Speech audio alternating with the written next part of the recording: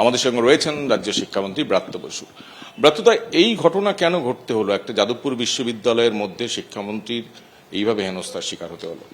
যাদবপুরে এটা তো প্রথম নতুন কিছু নয়, এর আগেও অনেকবার ঘটেছে। আমার এই মুহূর্তের ক্যাবিনেট সহকর্মী বাবুল সুপ্রিয়, তিনি একবার যখন গেছিলেন যাদবপুরে, তার সঙ্গে এরকম করা হয়েছে। অনেকের সঙ্গেই যাদবপুরের এটা বারবার করা হয়েছে। যাদবপুরটা প্রায় একটা মুক্তাঞ্চলে পরিণত করতে যাওয়ার চেষ্টা করা হয়েছে।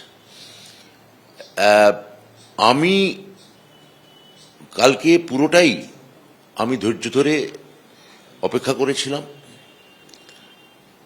এবং আমি চেয়েছিলাম যে ওরা ডেপুটেশনটা জমা দিই, যেটা আমি আপনার সঙ্গে প্রারম্ভিক সাংবাদিক বৈঠক আমি বললাম, কিন্তু ওরা সেটা দিতে রাজি হলো না। এরা, আমি চিনি না ওদের, প্রায় 30-40 জনের একটা গ্যাং ছিল, 40-50 জনের মতো। ওরা বলছিল সবার সঙ্গে বসে একসঙ্গে ডেপুটেশন নিতে হবে। এসএফআই দিয়েছিল, আমি নিয়েছিলাম। এসএফআই প্রথমে দিতে চাইনি। আমি যখন বললাম এসে ডেপুটেশন দিতে পারেন, আমি শুনবো, আমি প্রতিটি সংগঠনের সঙ্গে আলাদা করে দরকার হলে যদি কথা বলতে হয় কথা বলবো। কিন্তু ওখানে ওই 4-5টা সংগঠন নাকি ছিল আলট্রা লেফট, তারা বলছে আমাদের সবার সঙ্গে একসঙ্গে বসে ডেপুটেশন নিতে হবে। সেটা আমার পক্ষে সম্ভব ছিল না। 50 জনের সঙ্গে একটা প্রকাশ্য জায়গায় বসে ওখানে কোনো ডেপুটেশন দেওয়া হতো না, এটা হইচই হতো। আমি বিকাশ ভবনে আলাদা ডেট দিতে চাইলাম, ভিসিও বললেন যে ভিসি সেখানে থাকবেন এবং আলাদা ডেট করা যেতে পারে, আলাদা তারিখ। কিন্তু ওরা ওই মুহূর্তে ওরা কোনো ডেপুটেশন অবস্থা দেওয়া ছিল না। ওরা একটা হুলিগানিজমই চাইছিল, ওরা একটা প্রভোগ করতে চাইছিল, হয়তো শারীরিকভাবে হেনস্থা করতে চাইছিল। এবং যেভাবে টানা অধ্যাপকদের মেরে গেছে, এতজন অধ্যাপক আহত হয়েছেন, সেটা খুব দুর্ভাগ্যজনক। মানে ছাত্র হয়ে অধ্যাপককে মারছে, এটা আমার গাড়িতে একটি ছাত্র আহত হয়েছে, সেটা দুঃখের, অবশ্যই দুঃখের। কিন্তু এতগুলো অধ্যাপককে শারীরিকভাবে হেনস্থা করা, সেটা কোন রুচি বা কোন সংস্কৃতি থেকে আসছে, এবং বিনা প্ররোচনায় তাদের মারতে শুরু করা হচ্ছে, এটা এটা এটা যাদবপুরে কি করে হতে পারছে? এটা আপনার প্রশ্ন সত্যি আমাকেও খুব মানে বিস্মিত, আপনার মতো আমিও বিস্মিত। এবং মানে আমি আমি আমি এটা নিয়ে আমি সত্যি কথা বলতে অসুবিধা হচ্ছে যে এইখানে তাহলে এই জায়গায় এসে এইখানকার ছাত্র সমাজের এক অংশ এই জায়গায় পৌঁছেছে। একটা বড় অংশ আছে আমার ধারণা যে কালকের ঘটনার পর থেকে তৃণমূল কংগ্রেসকেই, মমতা বন্দ্যোপাধ্যায়কেই সাপোর্ট করবেন, যারা কোনো রাজনীতি হয়তো করতে চান না, পড়াশোনাই করতে চান, ভালো ফল করতে চান। পড়ুয়াদের পক্ষেও এটা খুব বিপজ্জনক, যারা ওখানে নিয়মিত পড়াশোনা করতে চাইছেন।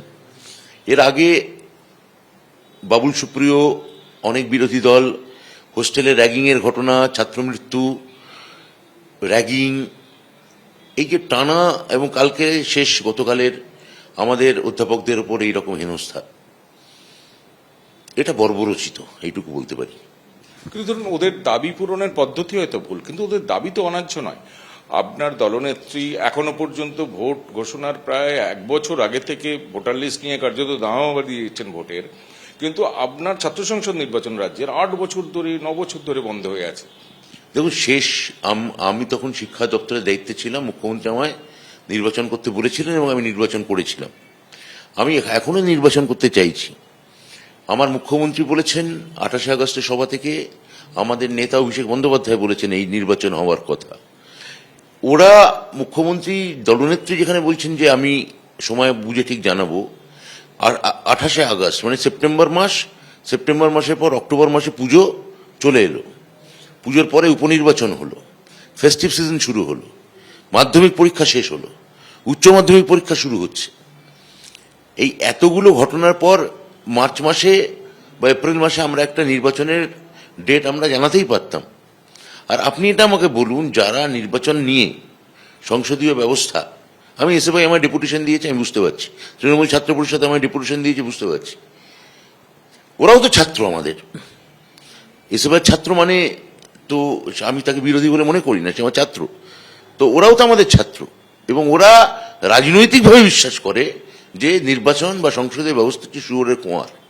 তা নির্বাচন নিয়ে ওদের এতই যখন বক্তব্য, আমি যখন আলাদা বিকাশ ভবনে তারিখ দিতে চাইলাম যে একটা ট্রাইপার্টাইট মিটিং, উপাচার্য আমার সামনে বললেন যে আমি মন্ত্রীকে বলছি আমরা একসঙ্গে একটা আলাদা মিটিং করব।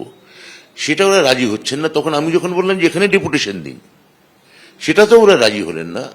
তাহলে নির্বাচনের তারিখ জানতে চাওয়া এটা উদ্দেশ্য ছিল, না গোলমাল পাকাতে চাওয়া? একটা যে যাদবপুর যে আমরা সন্ত্রাস করব এবং কেউ বুড়ো আঙুল দেখিয়ে করব না, কেউ টুস্কি মেরে করব, কেউ কিছু আটকাতে পারবে না, এই বার্তা দেওয়াটা লক্ষ্য ছিল। আপনি বলছেন মার্চ এপ্রিলেই ঘোষণাটা হতে পারে ছাত্র সেটা আমি মার্চে হবে না এপ্রিল হবে আমি এই মুহূর্তে বলতে পারবো না। বিশেষত কালকের ঘটনার পর আমি মুখ্যমন্ত্রীর সঙ্গে আরেকবার কথা বলবো, এইটুকু বলতে পারি আপনাকে।